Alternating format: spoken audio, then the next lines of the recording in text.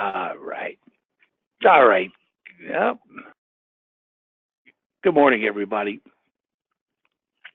Today, of course, is the 1st of February. So the timing today, I think, is really kind of impeccable because we can actually look at the price, actual monthly charts for the month of January. And of course, we closed out the month of January uh, yesterday. So I want to spend a little time devoted to looking at some of these longer term charts. Okay, and let's jump right in. Now, here's the S&P 500. Now, a couple of things that are very evident, obviously, with this chart. The first is we really had an extension last month. The range for last month, by the way, exceeded the monthly average true range. So we're starting to get into this hyper growth or hyper buy. I don't know what you want to call it, but I don't see the market turning around after buying, excuse me, like we got last month. And again, the key here is the upper band is 2511. All right, so we closed out the month about 300 points above the upper band. So this is really, what I would call kind of mania situation right now. And honestly, the typical pattern for this type of price action, unfortunately, is that I'm going to try to draw it here. You tend to get kind of a vertical move. And that vertical move is what we want to see to dabble on the short side. And when I say dabble on the short side, the trade recommendation I would make is something like this. As we do move into, we do get that type of a price action, and we get into a vertical 78-degree trend line move. The market goes straight up. Okay, what I would tend to do is start buying longer term puts with a half a hedge on the call side, because here's the issue: that market can continue to scream up. All right, and we don't want to get caught holding our pants. So that's kind of the trade structure I'd be looking at. And then, and continue to do it. So in other words, it would be a kind of a phased in trade.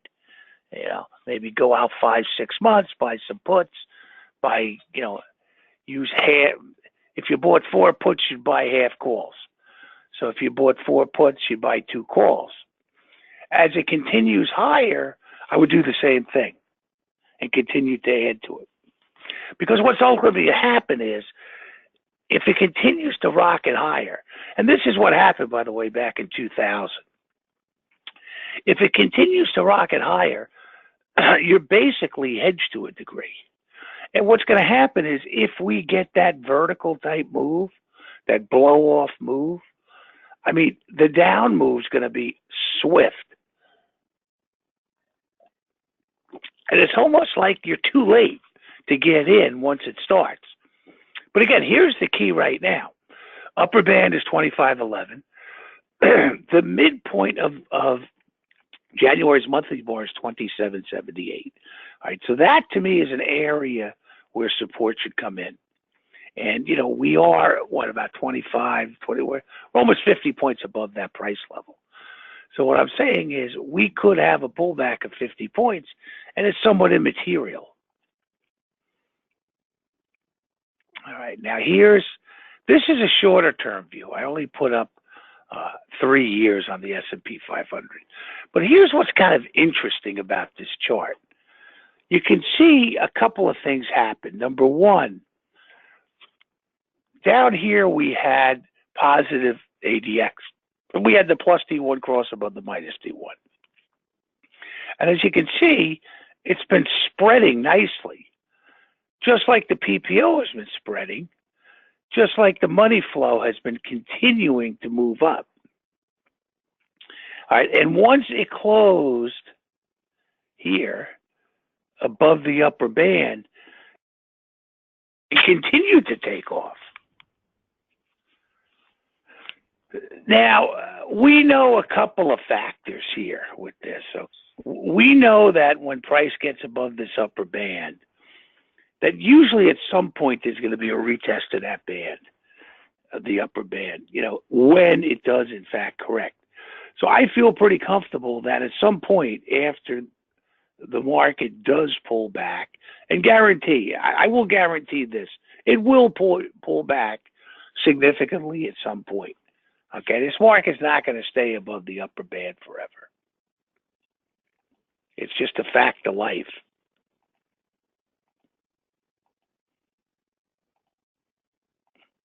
But knowing these situations is what we want to plan for and anticipate. All right, and you can see with the Dow here, it's virtually the same situation. Upper band is roughly 22,000. Yesterday, we're about over 4,000 points above the upper band. Okay, and virtually the synonymous situation down here. Okay, with the crossover of the ADX, and once it crossed to the upside, it's just continued to spread nicely. So the uptrend is what I would call pretty strong, and that's why it's been kind of interesting, to see the last few days with the sell-off, and you start to see all this panic, and quite frankly, I don't see this sell-off being the start of anything significant. Okay, now here's the comp, upper band 63.53. Okay, closed out at 74.11. So that's almost above the upper band, which is a big, big difference, by the way. If you think about it, that's about a 25% variance, which is huge. Same scenario down here with the ADX, continues to remain positive. Now we look at gold. Now gold is getting to be very interesting to me because it is approaching that upper trend line. And it looks like, based on this chart, that it hit it last month. So this is going to be interesting to see if gold can punch through that upper end. If it can, okay, then I do believe it's going to make a retest of that upper band. Because we know, look, it's run above the upper band for a long time on that bull market, that bull move. So, the typical pattern, again, is, it'll test the upper band. Most likely it'll fail. If it fails, this thing should head back down. So this is kind of an interesting market to monitor at the moment. And then here's crude.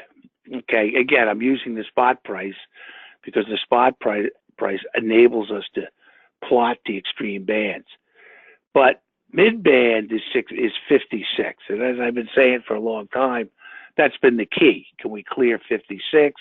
And it bounced off it a few times. Never really made a sharp move down after this bounce. And I did say at that point that because money flow was positive and the PPO was positive, that the odds favored going for another retest of 56. Just happened to take it out. And now last month we closed at almost 65. Now, of last month's bar is 63.38. So again, that should be how do I say it? That's a strong area of support on any pullback. And then here's Apple, upper band 152.72, closed about $15 above it.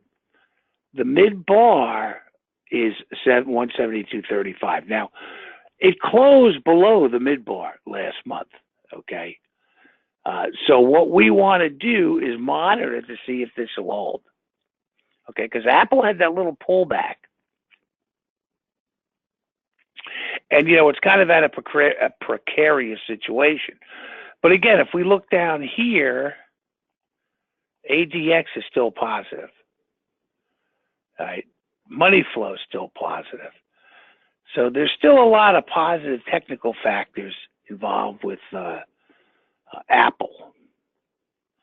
And then here's copper. I mean, as we've talked about, copper held that support of the mid-band on the long-term monthly chart and just continued to move up. So by the way, if you think about this, the support area was about $2, which is about the mid-band.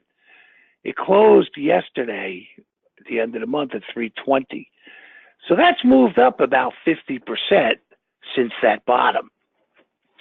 And again, like gold, it's not as dramatic as gold was, but copper did get above the upper band. So to me, at this point, the likelihood of a retest of the upper band is the probable move.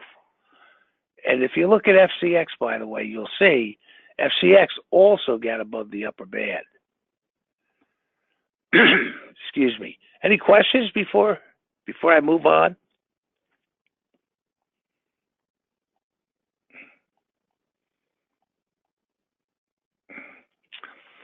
I think it's critical to continue to monitor these longer term charts because, that's the viewpoint we want to really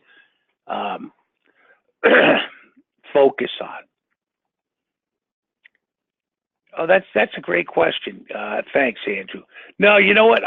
For some reason, I didn't include FCX, but we will look at FCX in a bit after I close down the PowerPoint. Because what's really nice about this copper here is when we saw this thing kind of holding support, the logic was to go in and just buy FCX. So remember, this thing first stalled at the beginning of 2016 at the mid-band. And this is kind of interesting, by the way. If you look over here, and we'll look at that too. Back in the 09 bottom, this thing kind of had a V bottom, right? Stopped right on the mid-band and then proceeded to rally from 1.25 to almost $5. And that move was just stupendous on FCX. That's what's kind of nice to look at the commodity. That's how we can help. All right, anyway, scaling down on the shorter term charts. This is the daily chart for the S&P. Now, the upper band is 2832.82. And yesterday, we actually closed just under it. Right now, we got a couple of things going on here. We've got obviously still positive money flow. We've got ADX still positive, but we've got this, that D1 line or the ADX line, which is the black line down here, approaching almost the 60 level, okay, which typically signifies exhaustion. So this is going to be, to me, I think we do see a pullback, okay, but I also think a couple of important things are going to happen here. If we do pull back, okay, I believe we get a nice rally back up.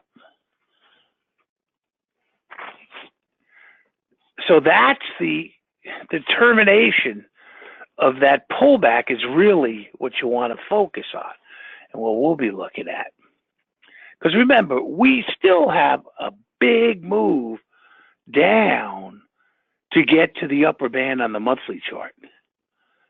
So, I don't see this market just completely caving without another rally, if in fact it does pull back. But we've had a couple interesting things on the shorter term perspective.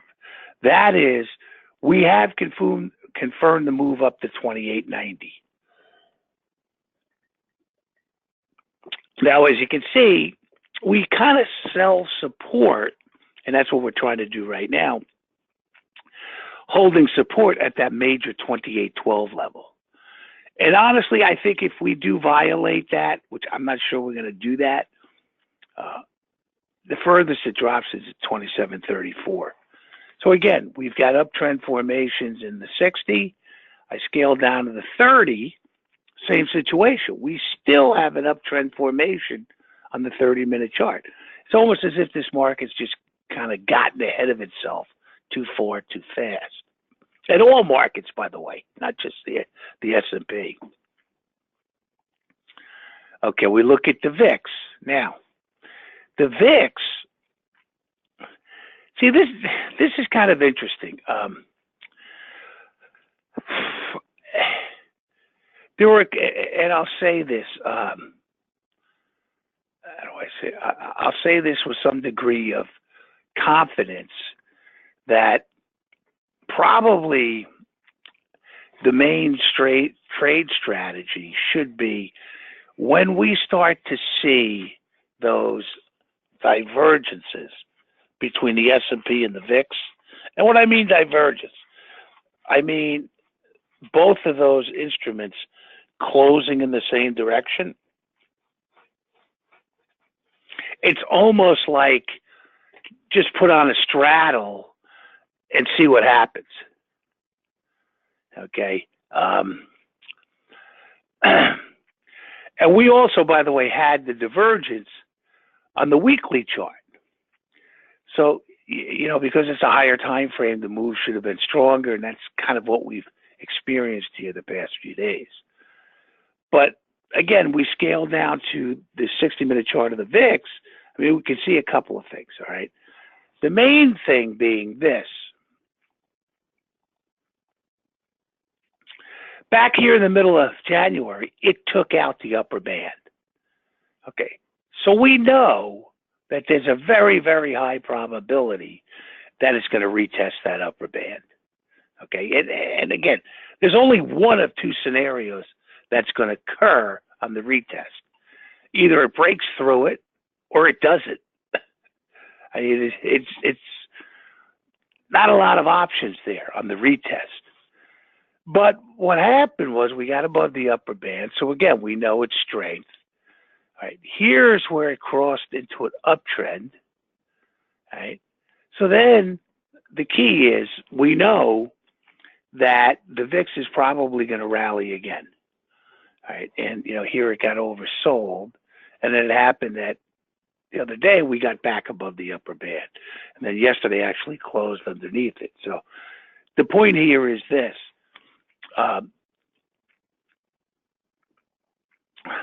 Here's the pullback on the VIX, where we would expect the VIX to start heading up, roughly the 22nd, 23rd.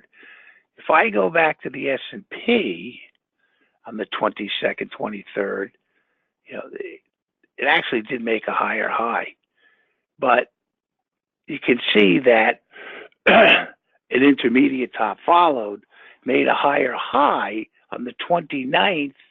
What did the VIX do? VIX got oversold again, and then that's where we've had this pullback the last few days.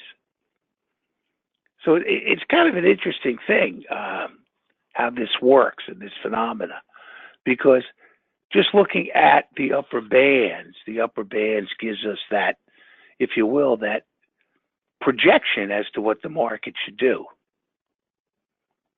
Let's see here. Now here's the 30-minute.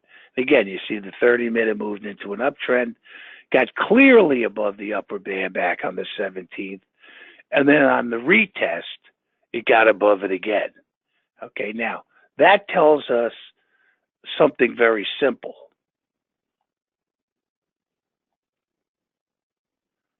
The fact that we got above it again over here tells us that there's probably a very high probability that we will retest it again.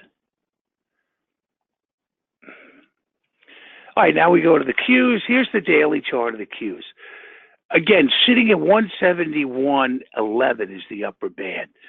And yesterday it closed just under that. So again, this is why I'm bringing up all of these scenarios on these longer term charts, because we are at these key levels. And it's important to know those levels. Here's the 60-minute. You can see the 60-minute and uptrend. It's basically been trying to hold that 168.75 line. The upside confirming line to 175 would be 170.31. we go to the 30 and we see the 30 in an uptrend as well. Now we scale down, we go down to the TLT. TLT was in a downtrend here on the 60. It's been in a downtrend for a while. 125 was the major line, came back down to basically test 121.88 yesterday. A bounce should have been expected there. And it did bounce. I don't know if it's getting any more follow through off the bounce off of 128, but quite frankly, I don't see it breaking 123.44. Here's the 30 in an uptrend as well.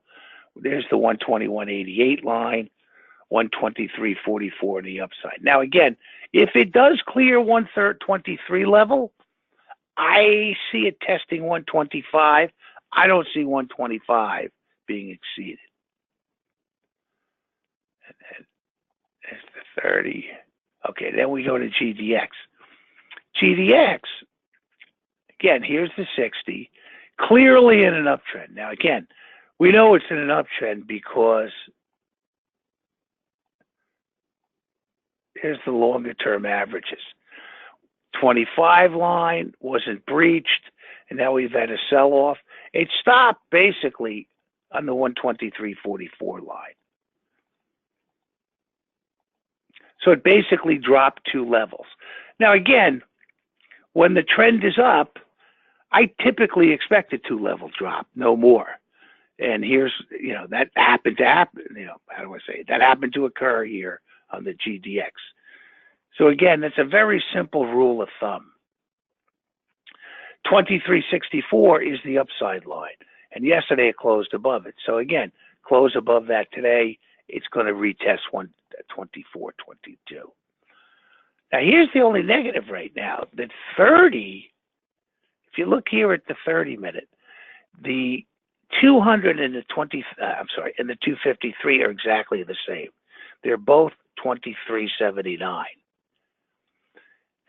So I didn't look at the GDX before the webinar, but we've got a situation here on the 30 where it did take out the upper band, okay, and it's basically sitting as of yesterday right at the mid band, which equals the 200, okay. So it would have to clear that level for another bull move to happen. And then here's Apple, okay? And Apple was a very interesting situation because it stalled essentially at the upper band, right? And then look, dropped all the way down to the lower band. So it went from the upper to the lower, basically stopping there 2 days ago, right? And you look down here at the ADX line, it hit almost 60. So to me, we should get a bounce here at Apple. At least that would be the logic. Okay, at least a retest of the mid-band, which is 173. We scale down to a 30-minute chart. The 30 had moved into a downtrend. So again, if you look at this, 174 is the mid-band on the 30. So that, to me, would be where Apple would probably retest. I don't know if, and then at that point, by the way, the question is, does it get through it or does it get, thrown back? That's the question on Apple. Let's see here. Oh, and then here's the XLE. Okay, XLE, 75 is the key level. And yesterday it closed 15 cents under that. And honestly, look, I look at these numbers, I get too cute even. I got to be honest with you.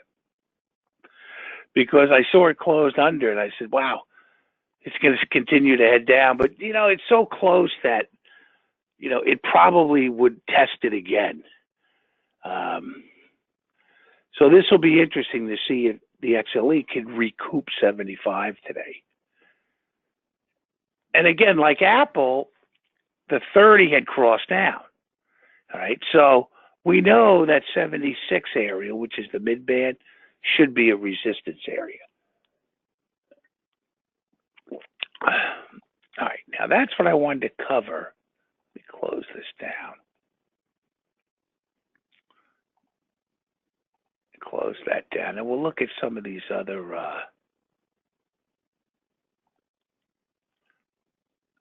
That's wrong. Okay, what is it? Lock the taskbar. Oh. Okay, let's see. There we go. Sorry, guys. I like to be able to have that taskbar there. Okay, so the first thing we want to look at is that FCX. So let's look at FCX on a monthly chart. And then we'll look at the daily. Okay, so here's 2016. Yeah, okay. This is kind of interesting. Monthly. Let me put up a few more years. Go to 15 years.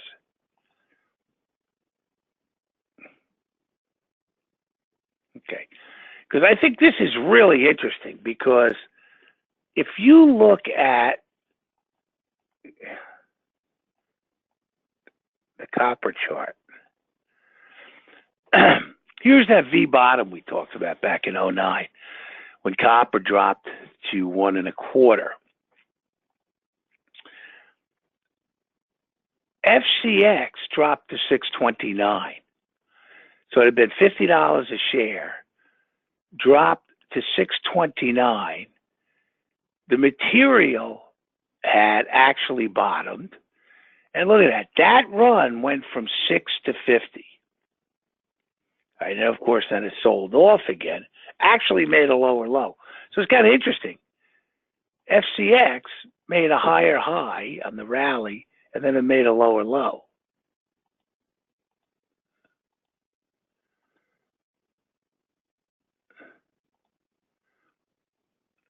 But now we look at this after it topped out, and look, and and here's the other interesting thing. If you look here at copper, it got above the upper band. So that was back in the beginning of 2011. So there's the 2011. It coincided with perhaps a pretty good idea of taking profits. And again, we don't have the extreme bands plotted on FCX because there's not enough data here. And that's why they're not plotted. But we do have it plotted on the actual commodity. So again, this is really interesting, and I guess a perfect scenario. And I'm glad you brought this up as to how to read FCX or trade it, by following the metal itself. Because the metal clearly got way overbought. That's pretty easy to see. So had you traded this thing, you had to move from 6 to 50. And then it dropped. Okay. Dropping all the way to 352. Yeah. I don't know. I guess the question is, would you have shorted up here? Let's take a look at the actual metal. All right. So now that top here was towards the end of 2014, which would be in here. So now you've got a situation where the metal is actually pretty well oversold. All right. And we can see, obviously, money flow was negative at that high. So, that's usually a pretty good indication that it's going to probably move lower. But I'm wondering if, erase this, perhaps even this lower, smaller trend line, I don't know, I'm not drawing it very well, but perhaps that would have been a better clue that was a decent top there. Interesting. But what's kind of interesting about this chart as well is this. When it got above the upper band back in 2011, and it broke back under it, to me, the target was back to the mid-band. First part, target's back to the mid-band. If it breaks through the mid-band, then the next target's down to the lower band. And we see that it consolidated for quite a while right at the mid-band.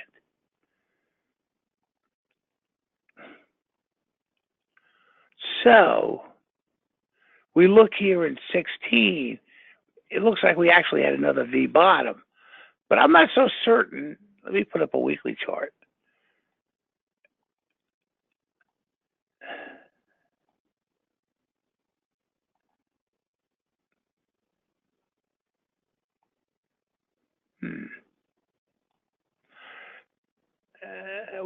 What I'm trying to determine here is this.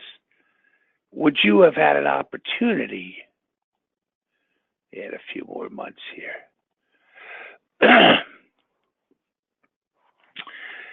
To get into FCX around that bottom.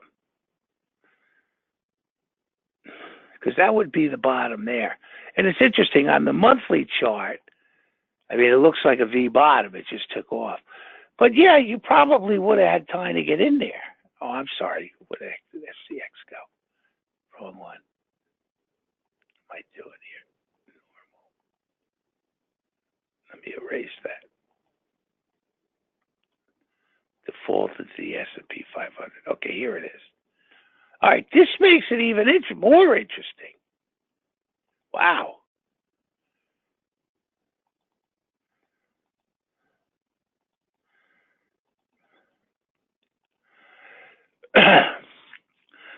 Yeah, I mean, if we look at FCX down here, holy Christmas, it was actually underneath the lower band on the weekly chart. That is really interesting. And yes, you know what, Andrew, you're absolutely right. I believe there was all sorts of negative news coming out. And then news came out that I believe Icahn bought into it. I don't think he bought in at the lows. He bought in like 13 or something. But still, here's the gig. Look at that. Wow. You had the first punch through the lower band around $7-8. Went down, made a lower low at 352. Okay, and that was the real bottom. So the question is, you know, could that long-term chart have helped time the entry? You know, because, you know, back here it was still kind of heading down. It was sitting right at the mid-band, which was, you know, roughly 217, probably about 215 at that point. Interesting. And then we have another punch through the lower band, and that's when the real reversal occurred, getting you in the stock around $4. And again, this is a, you know, here's the phenomenon. So it breaks through the lower band. Where's the target? Right back to the mid-band. Mid-band is 1966. We're trading right at 1955. And we've had a few weeks now that have struggled to get through that mid-band.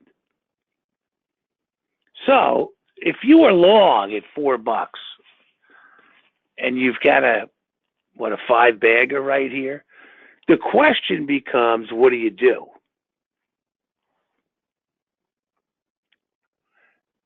That's the question. Because we know, yeah, that's not a bad idea. Sell half.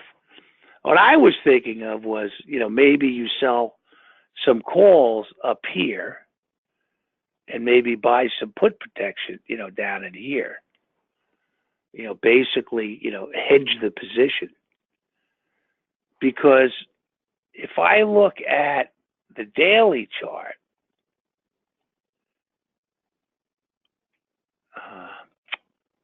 I'm sorry. You know what I'm going to do? Let me take this off. I'll put up a daily chart. Let me see here.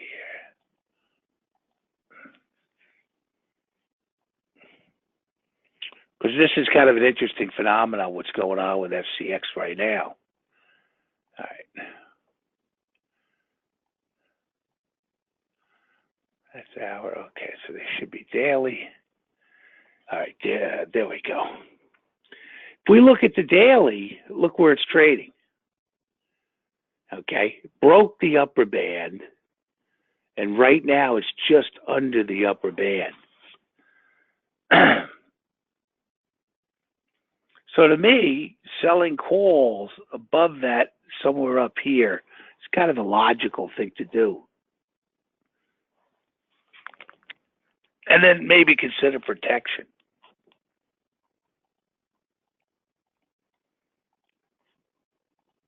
But this is really an interesting chart, this FCX, because you get the benefit, obviously, of looking at the actual spot price. It's no different than oil. You know, looking at oil to try to find out, determine if it's bottoming. Okay. You know, here's oil now.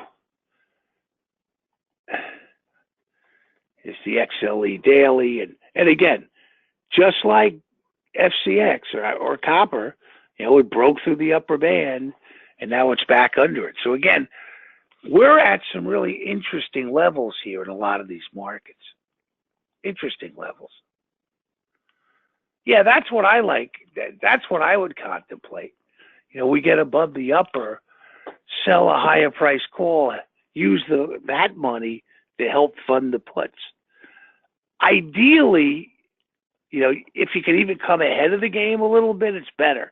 But even if it's flat, you know, you kind of have a completely hedged position.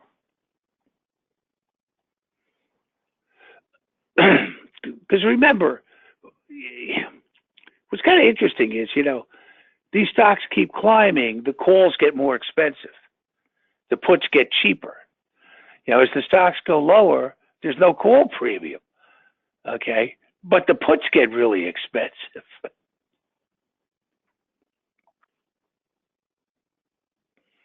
All right, let's take a look at, let's go to a 30-minute. Let's see, because there were a couple that reported.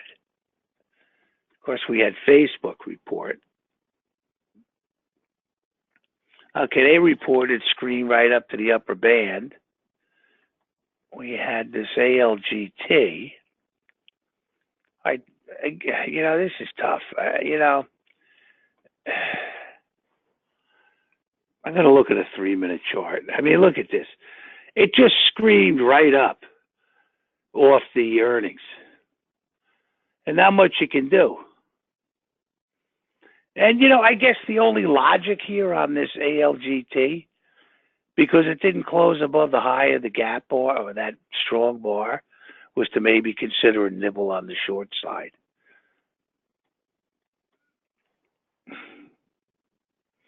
But, you know, this is, now here's interesting. Now on Facebook, right, here's the first bar, it closed above it.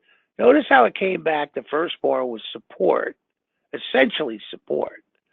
So you maybe, you know, you could have dabbled here long and picked up about 5 points. That's kind of interesting.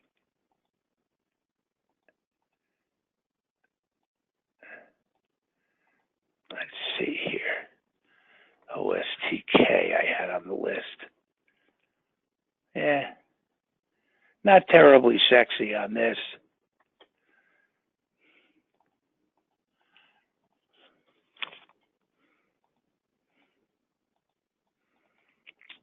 And then here's Vertex.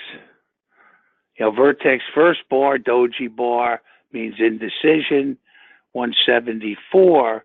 So that dropped $11. Wow. Broke right through the mid band and continued to the lower band. I think Vertex does have weeklies. This is kind of an interesting deal here. You know, but again, You had a doji for the first bar, which we know means indecision. Second bar is this little inside day bullet bearish engulfment. At that point, maybe you want to buy a put and a call and see what happens.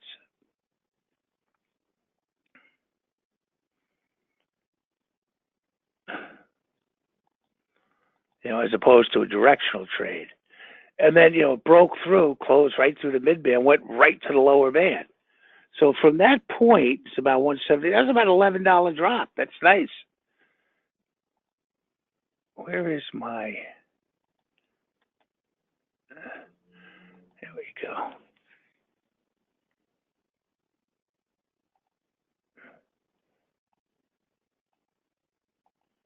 Yeah, no, they don't.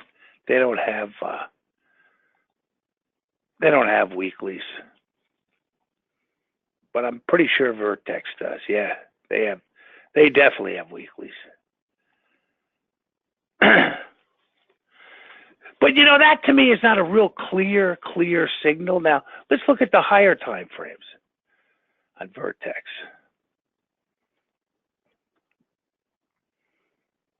Now that's what we'd want. See, this chart would tell you that you would probably trade it directionally short. And why? Let's look at the 60. All right, same thing. Yep, that negative shaken money flow. I mean, right there, negative shaken money flow. Let's see if it had it on the 60. Actually, it was probably, it collapsed probably because of those two bars. But still, it was roughly negative. But the 30 is a little clearer. I mean, this was negative money flow going into earnings.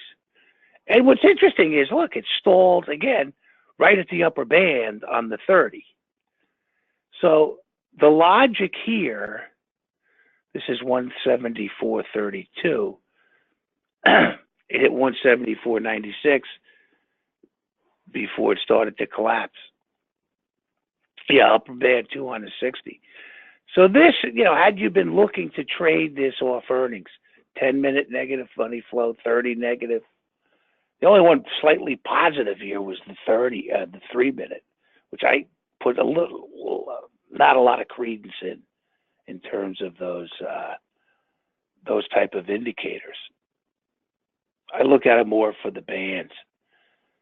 But that was a heck of a deal. I mean, if you saw that. Now, let's take a look. Now you got, I keep getting this. I don't understand why I'm getting a deceptive site on Yahoo.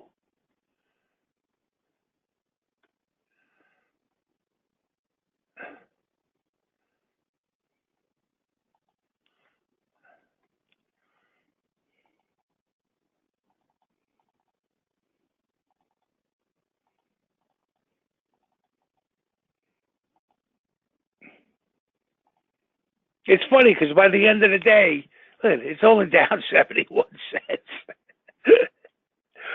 But yet there's an $11 swing here. All right, so let's say we looked at the 175.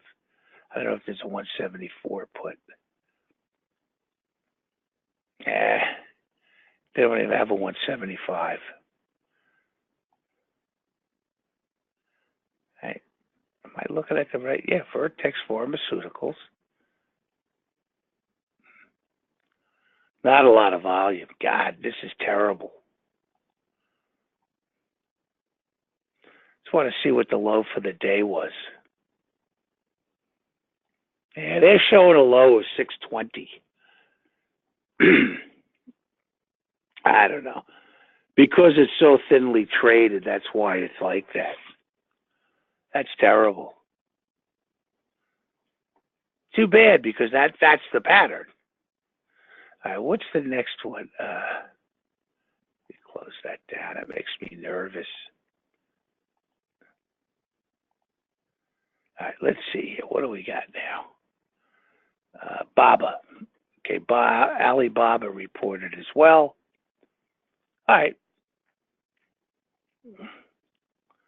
Not all that particularly sexy. Gap down, had a rally, $8 move off the bottom. Let's take a look at the three. All right, the three gets very interesting because it was underneath the lower band. Here's where the MACD crossed up, right around where it crossed up probably through the lower band. You got a couple of dollar move, and then look, got oversold, and then now here's the pullback and retest to the lower band. So kind of this typical pattern, that we see on a down gap. RL.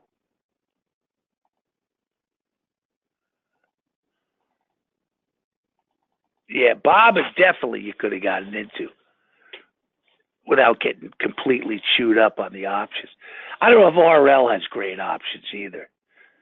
But they gapped down. All right, look at that. They made an $8 rally. All right. Interesting. Underneath the lower band, stalled at the lower band and pulled back, and now it's retesting the lower band again. Yeah.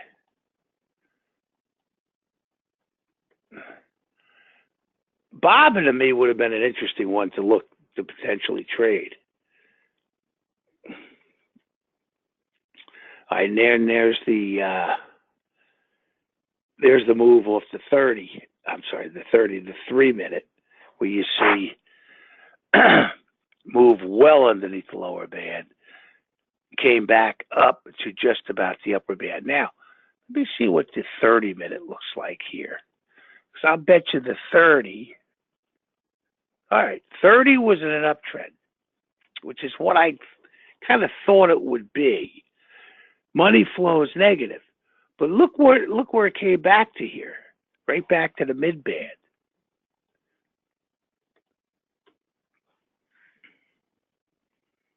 And then the 60s in an uptrend too.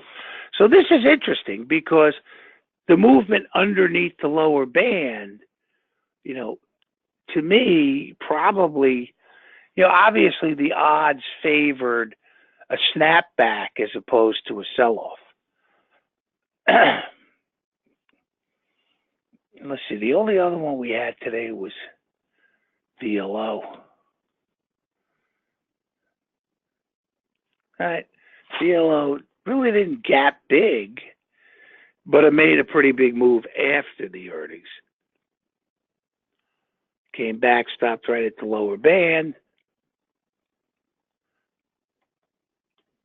Not a huge gap at all. Upper band from 3 on the 3. So it ran from the upper band to the lower band. All right, that's not a bad move either. All right, so today we have Amazon, Google, and Apple. So this ought to be very interesting to see what happens here this week. All right. Anything you want to look at? My voice is really starting to go here.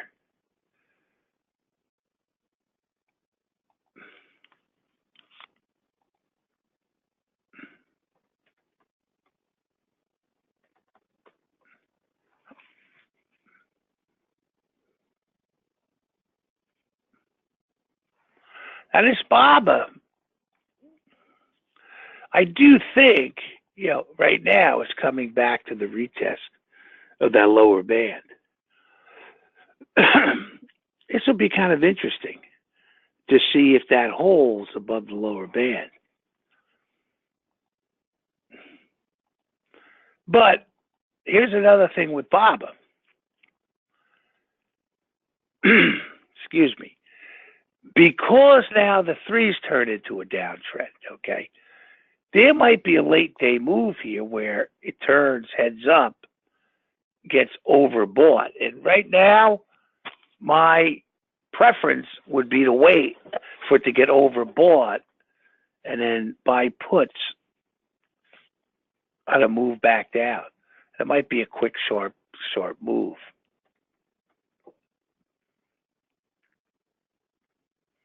Here's the 10.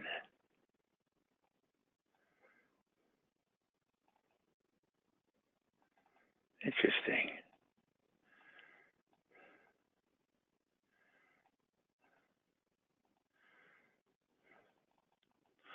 Yeah, there should be something tomorrow.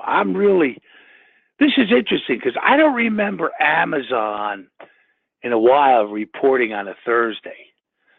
Nor do I remember Google reporting on a Thursday. And we also have Apple. So this is interesting what's going to happen here tomorrow.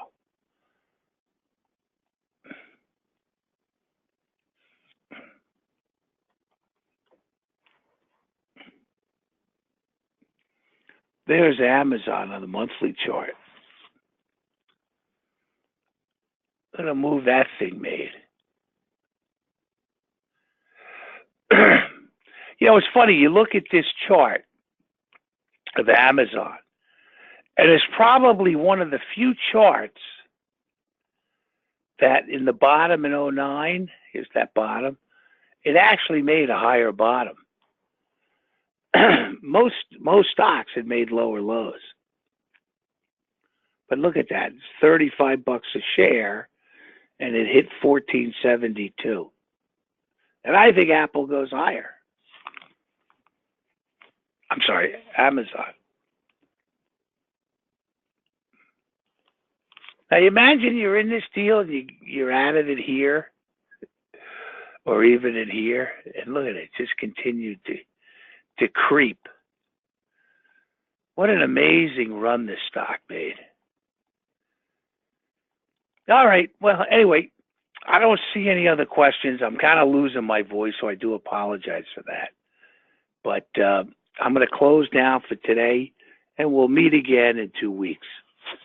Thank you very much.